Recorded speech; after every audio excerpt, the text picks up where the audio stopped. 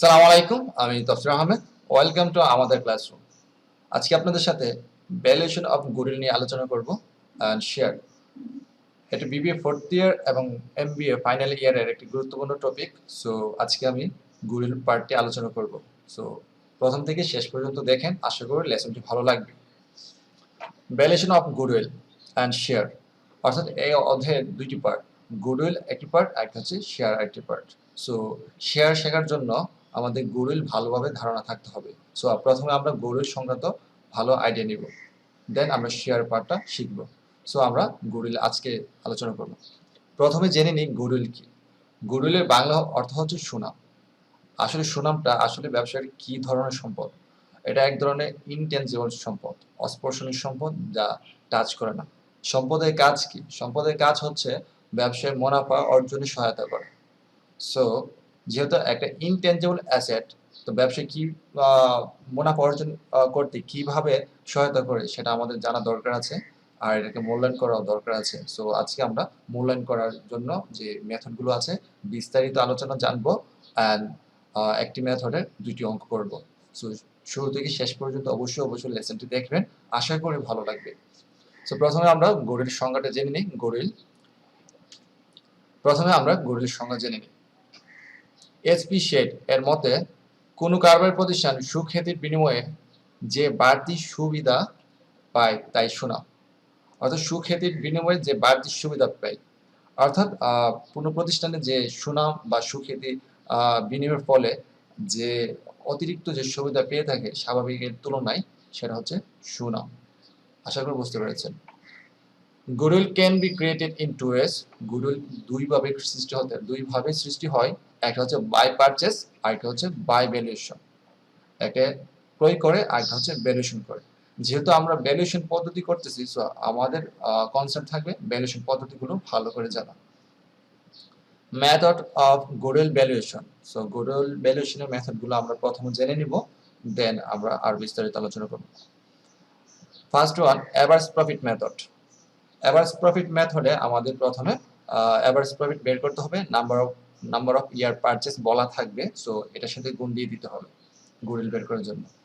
Weighted average profit method.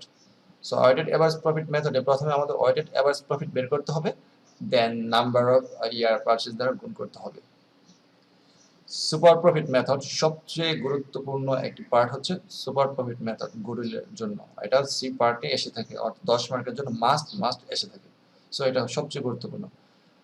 Goodwill বের করার জন্য আমাদের ফর্মুলা হচ্ছে super profit into number of year purchase. So আমরা যে মেথডে করি, দেখা যাচ্ছে যে আমাদের কোনো না কোনো মেথডে কোনো কিছু তৈরি করতে হয়। যেমন এভারেজ প্রফিট নির্ণয় করতে হচ্ছে, ওয়েটেড এভারেজ প্রফিট নির্ণয় করতে হচ্ছে, এবং সুপার প্রফিট মেথডে আমার সুপার প্রফিট নির্ণয় করতে হচ্ছে, তারপর নাম্বার অফ ইয়ার পারচেস দ্বারা গুণ দিতে হচ্ছে। সো আমাদের প্রি ক্যালকুলেশন কিছু করে নিতে হবে। দেন ক্যাপিটালাইজেশন মেথডে আমাদের দুইভাবে করতে পারি। একটা হচ্ছে প্রথম হচ্ছে গুডউইল বের করার জন্য capitalisation value of average profit minus net asset, অর্থাৎ capitalisation value of average profit থেকে নেট অ্যাসেট মাইনাস দিলে যে পার্থক্যটা আসে সেটা আমাদের গুডউইল হতে পারে। আরেকটা হচ্ছে, আরেকটা পদ্ধতি আগে যাচ্ছি, capitalisation value of average profit বের করার ফর্মুলা হচ্ছে এভারেজ প্রফিটকে নরমাল রেট অফ রিটার্ন দ্বারা ভাগ করে 100 দ্বারা গুণ করলে যে রেজাল্ট আসে সেটা হচ্ছে capitalisation value of average profit.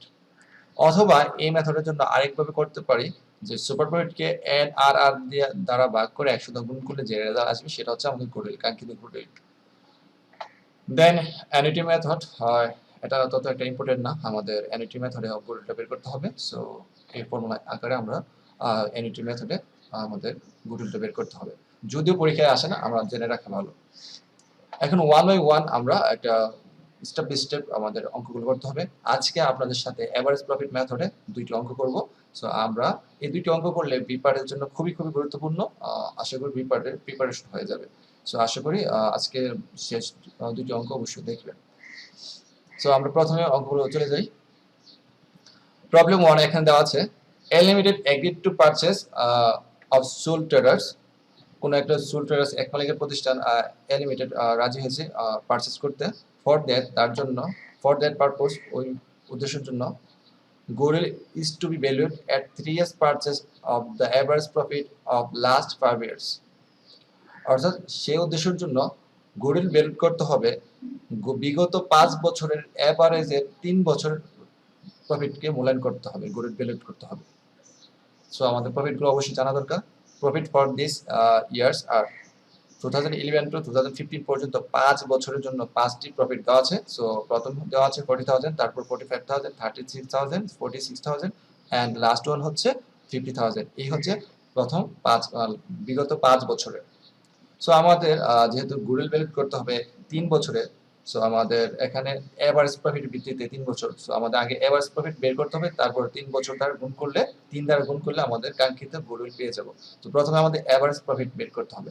So average profit কিভাবে বের করব? 5 বছর প্রফিটগুলো যোগ করে 5 দ্বারা ভাগ করলে যে রেজাল্টটা আসবে সেটা হচ্ছে average profit. So average profit আমরা বের করব। সো আমরা প্রথমে এভারেজ প্রফিট বের করে নিব। তো এভারেজ প্রফিট হচ্ছে 5 বছরের প্রফিটগুলো যোগ করেছি আর 5 দ্বারা ভাগ করে যে রেজাল্ট আসছে টাকা 43,400। সো আমাদের এভারেজ প্রফিট পেয়ে গেছি। আর আমাদের কত বছরের জন্য মূল্যায়ন করতে হবে? বিগত 5 বছর ভিত্তিতে 3 বছরের পারচেজ। তো আমরা আবার ফর্মুলা দিব গুডউইল সমান হচ্ছে average profit into number of year purchase. তো এভারেজ প্রফিট বের করেছি আমাদের 43,400 আর নাম্বার অফ ইয়ার পারচেজ এখানে বলা আছে 3 ইয়ার্স। সো 3 ইয়ার্স বসিয়েছি, গুণ করলে আলটিমেটলি আমাদের যে গুডউইলটা আসছে 1,30,200। Hope that you understand. এখন নেক্সট ওয়ান আমরা আরেকটি অঙ্ক জেনে নিব সেম মেথডের, to be more clear. So problem 2 এখানে দেওয়া আছে T limited decided to purchase the business of Z limited. So T limited সিদ্ধান্ত নিয়েছে আর জেট লিমিটেড বিজনেস পারচেজ করবে। On January 2020 the purchasing company agreed to pay for the asset as per book value.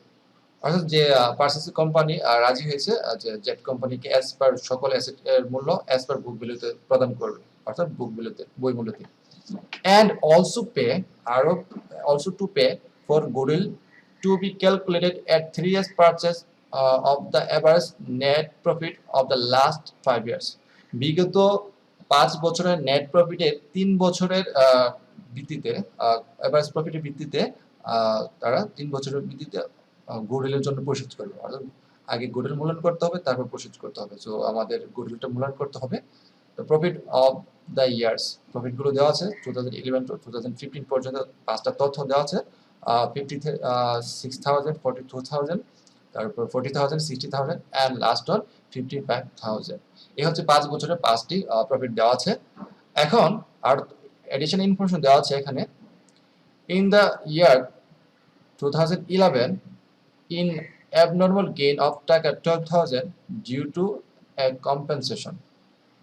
অর্থাৎ এক ক্ষতিপূরণের ভিত্তিতে abnormal gain হয়েছে কত 12,000। সো এই অ্যাবনর্মাল গেইন নেট প্রফিটের অন্তর্ভুক্ত হবে না, এটা নন অপারেটিং ইনকাম। সো আমরা এই প্রফিট থেকে 56,000 থেকে আমাদের 12,000 মাইনাস করে দিতে হবে অ্যাকচুয়াল প্রফিটটা বের করার জন্য। সো আমরা সেই কাজটাই করব। এখন ইনস্ট্রাকশন চেয়েছে calculate amount of goodwill on January 1st January 2020 using average profit method. Average profit method ভিত্তিতে আমাদের গুডউইল নির্ণয় করতে বলেছে। সো আমরা প্রথমে এভারেজ প্রফিট বের করব, তারপর নাম্বার অফ ইয়ার পারচেজ দ্বারা গুণ করলে আমাদের কাঙ্ক্ষিত গুডউইল পেয়ে যাব।